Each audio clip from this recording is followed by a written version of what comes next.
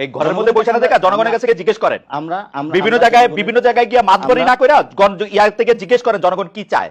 আমি এটা পলিটিশিয়ানদের আমরা দেখতেছি আপনারা বিভিন্ন জায়গায় সালিশ করতেছেন, বিচার করতেছেন, কে দিয়েছে আপনাদের এইগুলি করতে করার কথা?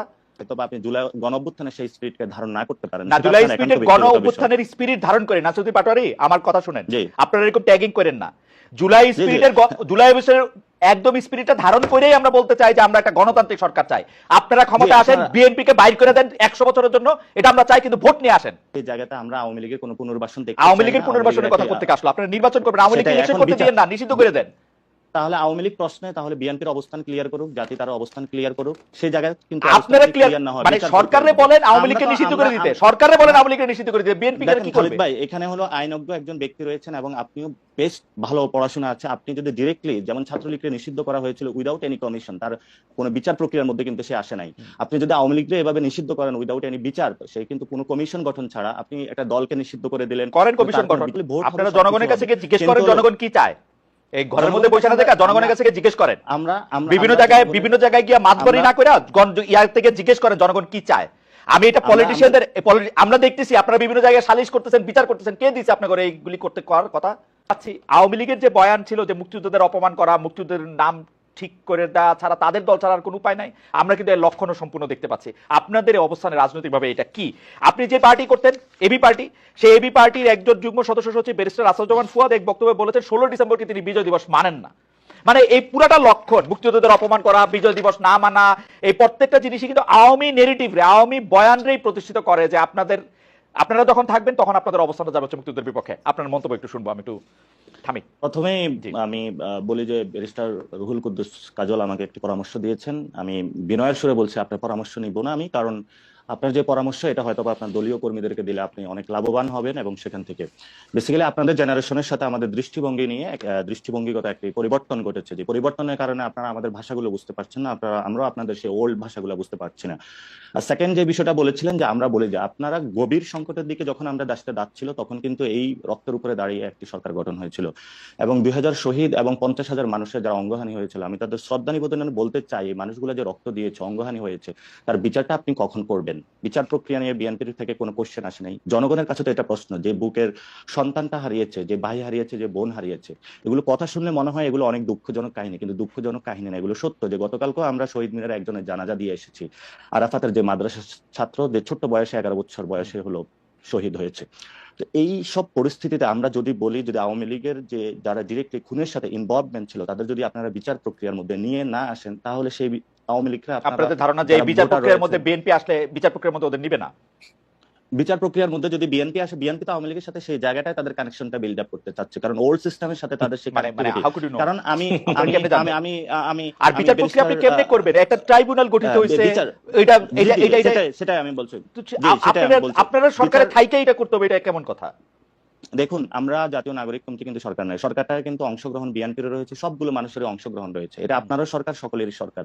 এই সরকার বিচার প্রক্রিয়ার মধ্য দিয়েই যদি সরকার, আমি মনে করি এটা আমার ব্যবস্থা, আমার ম্যান্ডেট নেন নাই যে আপনি মনে করতে না পারেন, হয়তো বা আপনি জুলাই গণ অভ্যুত্থানের সেই স্পিরিটকে ধারণ না করতে পারেন না। জুলাই স্পিরিটের গণ অভ্যুত্থানের স্পিরিট ধারণ করে নাসিরুদ্দিন পাটোয়ারি আমার কথা শুনেন, আপনারা এরকম ট্যাগিং করেন না। জুলাই স্পিরিটের জুলাই অবস্থার একদম স্পিরিটটা ধারণ করেই আমরা বলতে চাই যে আমরা একটা গণতান্ত্রিক সরকার চাই। আপনারা ক্ষমতা আসেন, বিএনপি কে বাইর করে দেন 100 বছরের জন্য, এটা আমরা চাই, কিন্তু ভোট নিয়ে আসেন। হ্যাঁ, সেটাই, আমরা ভোটে যাব, কিন্তু ভোটের মধ্যে সেই জায়গাতে আমরা আওয়ামী লীগের কোনো পুনর্বাসন দেখতে চাই না। আওয়ামী লীগের পুনর্বাসনের কথা করতে আসলো, আপনারা নির্বাচন করবেন, আওয়ামী লীগকে ইলেকশন করতে দিয়েন না, নিষিদ্ধ করে দেন। তাহলে আওয়ামী লীগ প্রশ্নে তাহলে বিএনপির অবস্থান ক্লিয়ার করুক, জাতি তার অবস্থান ক্লিয়ার করুক, সেই জায়গায় কিন্তু আপনারা ক্লিয়ার না হয়, মানে সরকারে বলেন আওয়ামী লীগকে নিষিদ্ধ করে দিতে, সরকারে বলেন আওয়ামী লীগকে নিষিদ্ধ করে দিতে, বিএনপি কি করবে? ভাই এখানে হলো আইনজ্ঞ একজন ব্যক্তি রয়েছেন এবং আপনিও বেশ ভালো পড়াশোনা আছে, আপনি যদি ডিরেক্টলি যেমন ছাত্রলীগকে নিষিদ্ধ করা হয়েছিল উইদাউট এনি কমিশন, তার কোনো বিচার প্রক্রিয়ার মধ্যে কিন্তু সে আসে নাই, আপনি যদি আওয়ামী লীগকে এভাবে নিষিদ্ধ করেন উইদাউট এনি বিচার, সে কিন্তু কোনো কমিশন গঠন ছাড়া আপনি একটা দলকে নিষিদ্ধ করে দিলেন, করেন কমিশন গঠন, কমিশন গঠন করেন, সেই বিষয়গুলো তো আমরা দাবি তুলছি, কিন্তু এই দাবিগুলো তো আমরা জনগণের পক্ষের কাছে গিয়ে বুঝাচ্ছি, তুলছি। আমরা তো জনগণের কাছে এখনই যায় নির্বাচনী সভা করছি না, আমরা তো জনগণকে এখনই গিয়ে যায় প্রেসার দিচ্ছি না, ভোট চাই ভোট চাই ভোট চাই, আমরা তো এই কাজগুলো এখন করছি না। আমরা বলি ভোট, আপনারা জনগণের কাছে গিয়ে জিজ্ঞেস করেন জনগণ কি চায়। এই ঘরের মধ্যে বসে না থেকে জনগণের কাছে গিয়ে জিজ্ঞেস করেন, আমরা বিভিন্ন জায়গায় গিয়ে মাতবরি না করে ইয়ার থেকে জিজ্ঞেস করেন জনগণ কি চায়। আমি এটা পলিটিশিয়ানদের আমরা দেখতেছি আপনারা বিভিন্ন জায়গায় সালিশ করতেছেন, বিচার করতেছেন, কে দিয়েছে আপনাদের এইগুলি করতে করার কথা? হ্যাঁ, সেটাই আসছে। আমরা জনগণের কাছে যাচ্ছি এবং জনগণের কথাগুলোই মানুষের সামনে তুলে ধরছি। যদি জনগণের কথাগুলো আমরা তুলে না ধরতাম তাহলে হয়তোবা আমরা আজকে পর্যন্ত ওই জায়গা থেকে বিএনপির মতন রুমে যায় ঘুমাইতাম। এবং যারা জুলাই গণ অভ্যুত্থানের সেই যে আকাঙ্ক্ষা বাস্তবায়নের যে কাজগুলো আমরা করছি এবং জনগণ যে ম্যান্ডেটটা নিয়ে এই সরকারটা গঠন হয়েছিল, দেখুন এই সরকারটা কিন্তু রক্তের উপরে দাঁড়িয়ে গঠন হয়েছিল। আপনারা 7-8-এর যে মইনুল সরকারের যে সে বিমরতি দেখে এখন যদি ভয় পাচ্ছে বিএনপি যে না কিছু যদি ঘটে যায় অথবা যারা ওই এস্টাবলিশমেন্টের সাথে ইনভলভমেন্ট আছে না কিছু যদি ঘটে যায়। খালিদ ভাই, আপনিও 90-এর গণঅভ্যুত্থানে অংশগ্রহণ করেছিলেন, সেখানে ছাত্রদের একটি বড় ভূমিকা ছিল। সেই ভূমিকাটা কিন্তু দুটি দল চুরি করে নিয়ে গেছিল। সেই জনগণের যে ম্যান্ডেটটা ছিল সেটা কিন্তু আমরা আকাঙ্ক্ষা আকারে আজকেও পাইনি। 71-এর এই বিচার প্রক্রিয়া আজ পর্যন্ত আমরা এখনো বুঝে পাই না। জিহাদ হত্যার বিচার আমরা আজ পর্যন্ত বুঝে পাইনি। তাহলে আমরা সেই দাবিটি করছি যে নির্বাচন হবে। আপনার এই বক্তব্যগুলোর সাথে আমি একমত জনাব পাটোয়ারি, এই বক্তব্যগুলোর সাথে আমি একমত। তাহলে আপনারা কি বিচার প্রক্রিয়াটা কি করতে চান, মানে বিচার কইরা তারপরে ইলেকশন দিবেন এরকম দাবি আপনাদের? না না না না, সেটা আমরা বলছি বিচার প্রক্রিয়ার একটি ভিজিবল আমরা রূপ চাই। যারা শেখ হাসিনা আছে এবং তার গভর্নমেন্টের ডিরেক্টলি যারা খুনের সাথে ইনভলভমেন্ট ছিল, আমরা বিচার প্রক্রিয়ার একটি ভিজিবল কোনো কিছু দেখতে চাই। তারপরে হলো নির্বাচনের আলাপগুলো ঢুকুক। নির্বাচন এবং সংস্কার বা বিচার এগুলো কোনো তো বিরোধী নয়। যারা বিরোধী বানানোর চেষ্টা করছে আমরা মনে করতেছি তারা অন্যদিকে দেশকে ধাবিত করার চেষ্টা চালাচ্ছে। আপনারা পাটোয়ারি আপনার কথা শুনেন, আপনি বলতেছেন যে বিচার প্রক্রিয়া যদি আমরা না করি তাহলে এরপরে যারা ক্ষমতা আসবে তারা বিচারটা না হইতে পারে, সেই জন্য আমরা বিচার করে দিতে চাই। আপনি তো সরাসরি বলতেছেন যে বিএনপি আসলে আওয়ামী লীগের এই লোকজনের এই দুঃশাসনের ফেসিসদের হাসিনা এদের বিচার করবে না। আপনি কি এরকম মনে করতেছেন?